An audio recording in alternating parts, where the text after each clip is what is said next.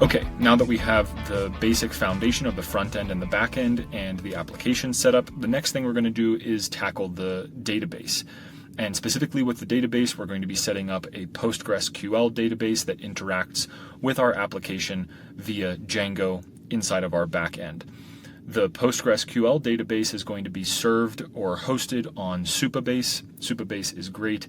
They're going to handle the data storage in the database. They're going to handle how we set up and manage the tables in the database. And they're also going to help us handle the auth or authentication. And all that means, if you ever hear anybody say that, is they're going to help us handle the logging in and confirmation or confirming that I am who I say I am and I have access to the things that I should have access to. Like, I have access to my messages, but I don't have access to your messages. Supabase not only helps us handle that, but also the general data storage. One thing I want to show you is, first I did a /clear to clear Claude's brain, and then I did /model. And if I go to /model, I like using Opus plan mode, and it says uses Opus 4.1 in plan mode, then Sonnet 4 otherwise. Sonnet 4 is a great model. It's one of my favorite, if not my very favorite, coding model, but Opus 4.1 is superior to every other coding model on the market. But it's really expensive, and it uses up your quota that you're allowed to use on your specific plan of Claude code really quickly. So I like using Opus specifically for plan mode and then allowing it to auto switch to Sonnet for taking action on the plan that Opus creates. So we're going to click enter to confirm we're in Opus plan mode, and then here I just do Shift Tab to change the mode to plan mode on. And what this will do is it will help us create a plan for what we're going to do next. Now I'm going to pause here for just a second and explain why would Claude Code, Anthropic, which is the company behind Claude Code, why would they even add this plan mode? And it's something that we'll dive really deep into in maybe the next video. But the primary way that professional vibe coders, people that get the best results out of these AI models, the way that they interact with AI is first to research, then to plan, and then to execute, and then to test. All of the people that are doing vibe coding with AI around the world have realized how important the research and the planning phase is as compared to the implementation, meaning the research and the planning is so much more important and so much more impactful than the actual writing of the code, because the AIs know how to write the code. They just need to be steered in the right direction. And that's what the research and the plan mode is for.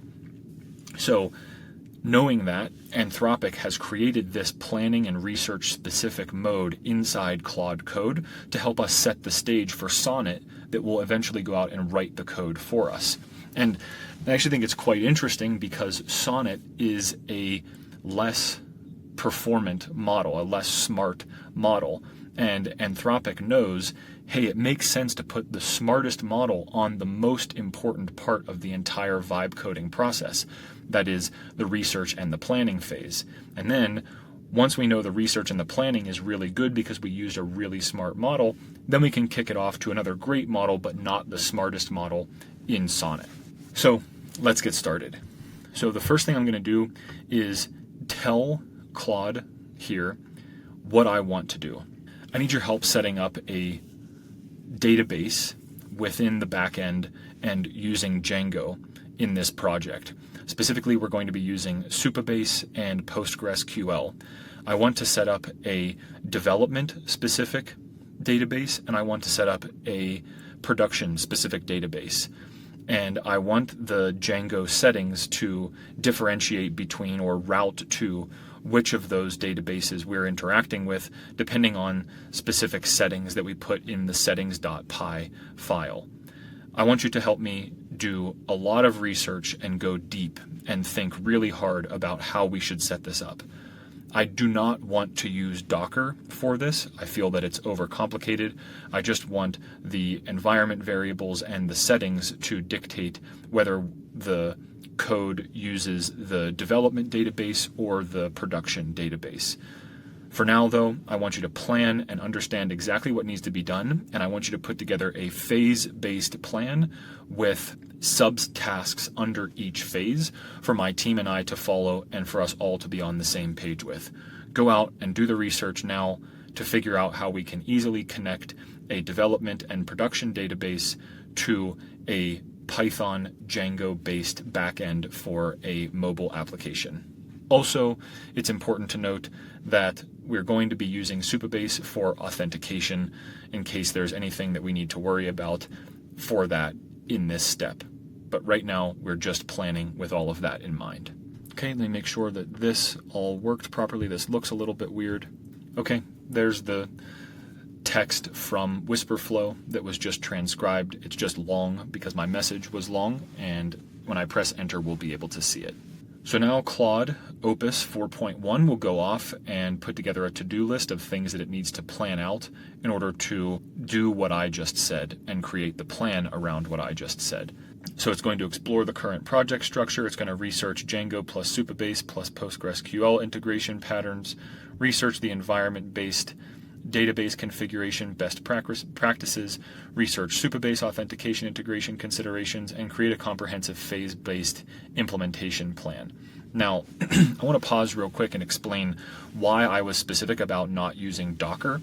Docker is a really, really powerful, really great technology that allows you to essentially emulate the settings that you have on your computer that run the code that we write on anyone else's computer. But as powerful and as great as it is, I don't think that it's 100% necessary for this project. Maybe it will be, and we'll integrate Docker later, but I didn't want it to implement Docker at this step. I know that Claude Code often says, oh, we will implement Docker as the development environment, or in the development environment. And I just didn't want to do that. It overcomplicates things a little bit, at least at this stage. So I wanted to be explicit about that.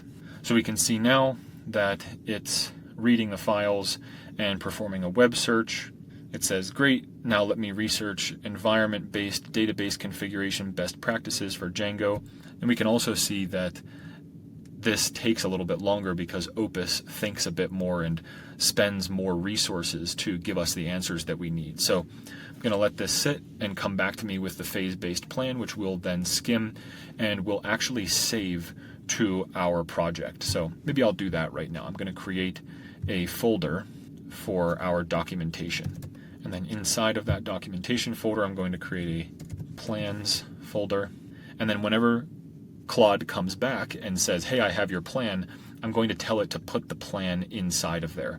And while we wait for Claude, I'll explain why that is. So if we have this document that is the plan, each time we clear the context from Claude Code, we can say in the next new message, hey, go look at the plan, go look at all the code that relates to the plan that has already been written, and look at the progress in the plan, and then tell me what we need to do next. It's all about that research, plan, implement, and test workflow. And having a solid plan that Opus 4.1 helps you put together is a really important part of that process. And we can make that go faster with some custom / commands and various other things that Claude Code provides us, but following that structure is one of the most, if not the most, vital pieces of vibe coding correctly. That is, again, research, plan, integrate, and test, or implement and test. Oh, this is interesting. We can see one of Claude's tool calls. So it says, now I'll use exit plan mode to present the comprehensive plan to the user. So exit plan mode is an internal tool that Claude Code has inside of its instructions. So it says, I will call the tool exit plan mode to produce this thing that just popped up on the screen. So this is its comprehensive plan. I'm going to skim through this really quick. So just looking at this plan, it looks really, really comprehensive, and it might be a little bit too much. So at least for right now at this stage, I think that this plan is perfect for doing everything for this app, but I don't think we need to do everything at this stage. So I'm going to come back to Claude and say, I think this plan looks really good, but I just want to do the bare minimum right now to get my development and production environments up and running. while worrying about authentication and getting all of that set up later. I just want to make sure that while I write code in the development environment right now, that I have a database set up and a clear way to route to a production database when the time comes for me to start using that. Can you help me simplify this plan? Okay, great. It says, let me create a minimal plan that gets you set up and running quickly. So that's great. It should produce another shorter plan here in just a second. I will say that all of the things that it said here are the correct things that we need to implement, but it's a little bit over the top, like I said, for what we need to do right now. Okay, I'm going to read through this real quick. So this is important to note. It's going to create a settings folder, and inside the settings folder it's going to have base settings, development settings, and production settings. Base are settings that are common across whether we're in the development environment or the production environment, and then it's going to write the base and production and development files for us, and it's just giving us the code. And those settings are just telling it where to point depending on specific things. Is it going to point to the development database with all of the development user data, or is it going to point to the production database with all of the production real live user data? And that'll all become more apparent later on down the line in future videos, but I think that this looks really good. Next steps, add Supabase authentication, implement row-level security, add Supabase Python client for advanced features, set up API endpoints. Okay, so I'm going to say yes and auto-accept edits. Cool. So everything looks good to me. Actually, I'm not going to say yes and auto-accept edits. I'm going to say, I think this plan looks great. However, I need you to help me save it in the plans directory inside of the documentation directory at the root of my project so that I can commit this plan to Git and keep all of my team members on the same page. Please take this phase-based plan with sub-steps under each phase and put it into a properly named markdown document inside of the plans directory inside of the documentation directory at the root of my project. When you're finished with that, let me know. So all that I just said was, hey, this looks good. Take all this information and put it inside of a markdown document inside of the plans folder or directory here at the root of my project. And that's important because we don't want this plan to just be inside of this chat. We want this plan to be somewhere that we can always come back to it and say, okay, here's what we're working on. Here's what we finished. Here's where we're going next. And that's a really good way to do that research, plan, implement, and test process that I've been talking about. So we'll wait for this to finish. All right, it's asking me, do you want to make this edit to this planning document? And I'm going to say yes and allow edits during this session. Clicking that, yes and allow edits during this session, tells Claude Code, hey, from now on, don't ask me if I'm okay with you making edits to files. It's allowing it to do it all on its own without any input or verification with me first. Okay, perfect. I've successfully created a comprehensive, well-structured markdown document for your Django plus Supabase database setup plan and saved it at this file path. The document includes, okay, this is ready for you to commit to Git and share with your team, provides everything needed to get your development to production databases set up with clear environment-based routing. Okay, now something really important here. I've found that just to keep things organized and always to have a great checkpoint to come back to, once the planning document is written, I always commit those changes because we're committing these changes before we actually write any code and make any changes to the actual code files in the project. So now I'm going to tell it to commit these changes.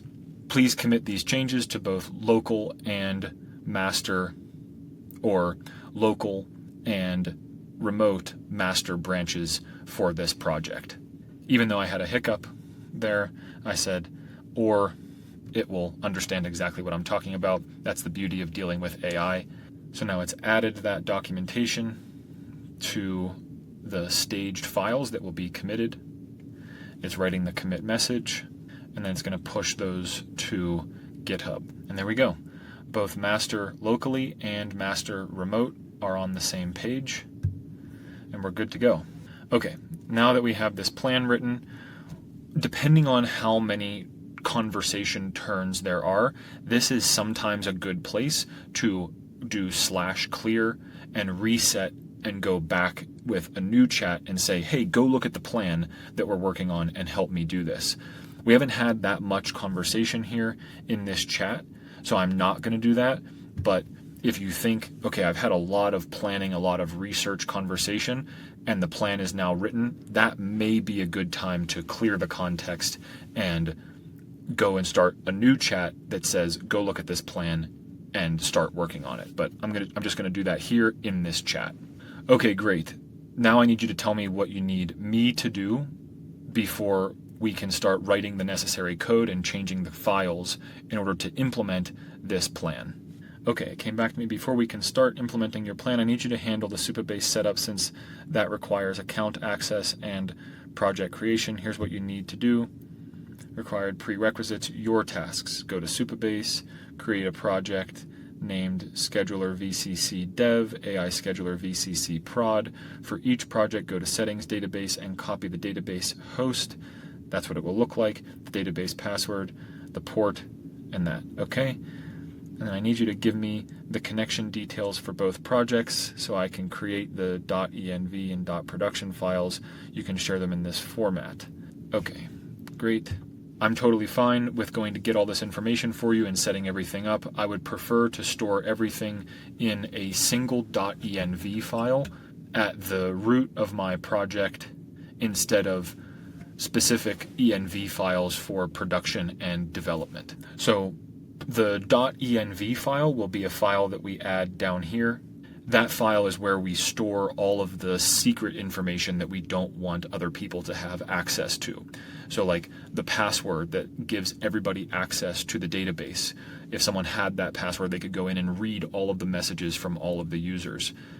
That is stored in the .env file. And all I was telling Claude was I don't want to create a .env file for production and then another .env file for development. I want them all to be in one file. That way it's easier to manage. Also, we want to make sure that the .env file is added to the git ignore. That way it's not uploaded to GitHub whenever we commit our changes or save our changes. GitHub handles that for the most part for us, but just to make sure that's something else that we're going to do. So now what I'm going to tell it to do is, well, first let me read what it said. Perfect. Using a single .env project is much simpler. Configure everything in one .env. Okay. Please create the .env file and a .env.example file at the root of my project with mock data for me to fill in once I get Supabase set up. Okay, what it's going to do is it's going to create a .env file and the .env.example file. The .env.example file is a file that just shows the structure of all of the secret keys, not the actual secret keys themselves. That way anybody else who's running this code can see, okay, I need this API key, I need this password, I need this URL, whatever it might be. That'll all be stored in the .env.example file, which is committed to Git. Oh yeah. And it's reading the .gitignore file to make sure that the env file is in the .gitignore file. Let's see. And we can see here that we have all of the mock data. Okay, great. Now I just need to go out and follow the instructions that it gave me for creating the Supabase database for production and the Supabase database for development. So I'm going to go do that now. All right, here we are inside Supabase, and I didn't show you the process of going through and creating each of these projects, mainly because there are database passwords and sensitive information inside of each of these that would have been on the screen throughout the entire process, but I'm going to walk you through how it was done and what was needed to be done inside Cursor with Claude Code.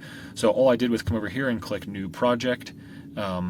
It says I'm exceeding the free tier. You essentially just give the project a name, in this case VCC or AI Scheduler VCC Dev, and and then password pops up on the screen. You have to save that password, and I saved it to my .env file. This is the example.env file. I saved the actual development database password here inside of the .env file in this location, the dev.db password, and then I went back into Supabase and clicked connect, and then clicked this PostgreSQL, and then copied this URL which has a bunch of connection details, and gave that to Claude Code, and then it went in with all of those connection details and updated the .env file with the connection details from that URL.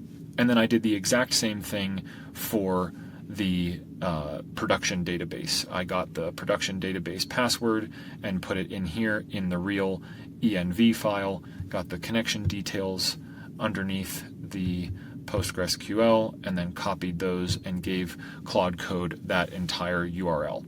And then it was good to go, and it updated the .env file for me.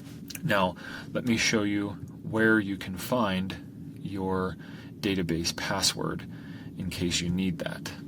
So the database password pops up on the screen as soon as you create your project, but if you need to get your database password in the future, you just go over here to settings, and you can, sorry for all the stuff on the screen, over inside database, and then inside database settings, you can click reset database password, and then that password you would put inside of your .env file. And just to be totally clear, what we're doing here is we're setting up the credentials that are inside of our code that say, hey, I'm authorized to access and manipulate and send information and receive information back from this database. Without that, we have no way of really interacting with our code to the database. So that's all we're doing in setting up this connection. Okay, we can see down here, I'm back inside Cursor with Claude Code. I say, okay, what do we need to do next? And it says install required Python packages, generate proper Django secret keys. We need to replace those placeholders with actual secret keys. Yes, please proceed. So it's going to install some necessary packages to interact with the Supabase database, and then it's going to create secret keys. I'll have to ask Claude Code to refresh my memory on what those secret keys are and what we need them for and why they're stored in the .env file. But thankfully, Claude Code's on top of it. It's going to install some packages for us, but I did not like those commands because they're not being installed inside of the virtual environment, the Python virtual environment that we have set up. I'm fine with you installing these packages, but I want them to be installed inside of the virtual environment, and I want you to make sure that they are added with version numbers to the requirements.txt file. Okay, it says perfect. I'll activate the virtual environment first, then install packages and update the requirements.txt with version numbers. Okay. And I say yes. I didn't say yes and don't ask again because it's installing packages and I don't want it to install packages without me taking a look at it first. Again, the AI can kind of run wild sometimes and you want to be able to take a look at what it's actually doing. You can see this pip freeze command. That's gathering all of the packages that are in the project already and figuring out what version numbers there are and then updating the requirements.txt file with those. Okay, now it's going to generate the Django secret keys using this import random secret key, and it's going to print the secret key, so I'll probably have to skip past this step in the video, but I'm going to let it run. Okay, so I had the recording paused while the secret keys were created. What it's done is it installed those packages that we saw. It generated the Django secret keys for both the production and development databases, and then it restructured the settings file. So what that means is it created, instead of just a single settings.py file like we had before, it created a base settings, a development settings, and a production settings file. And all those do is they say, hey, when it's in production mode or when it's in development mode, pull in these bits of information from the .env file. In our case, pull in this information from the for us to connect to the development database whenever we're in development, and pull in this information whenever we're in production to connect to the production database. And then this base.py file is just all of the settings that are common between production and development. And we can see here that inside the development settings, it says import base, or from base import all. That star means all. And then inside production, we can see that it says from base import all. That just means we're pulling in all of the settings from the base file to use inside of the development and production files. Now we're at the test stage where it's going to test database connection for both environments. If I'm totally honest, I don't think this is going to work. Usually whenever I hit this stage in a project, there's a lot of back and forth that needs to be done, but let's see. Let's hope it works. So the first thing it did was it ran python manage.py check. Manage.py is like, I like to think of it as like the controlling file for all things that are inside of Django. So Django is the package that controls the back end, which controls how we connect to the database, and you can run this python manage.py check command that checks to make sure that everything Django-wise is running correctly. And the AI is just smart enough to run that prior to running the python manage.py migrate, which I'll explain here in just a second. But essentially what this command is doing is it's saying, hey, let's connect to the database. And it failed, which is okay, but it will read the reasons why it failed and come back to me. It says, I see the issue. It's a DNS resolution problem. This could be a network connectivity issue, or a host name might be incorrect. Let me check if we can debug this issue.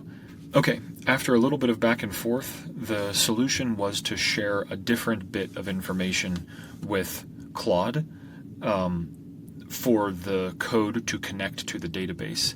So what we needed to do was, for both the development and the production database, we needed to go in here to this connection setting, and instead of sharing this information for the direct connection, we had to share this session pooler information, and doing so solved the issue.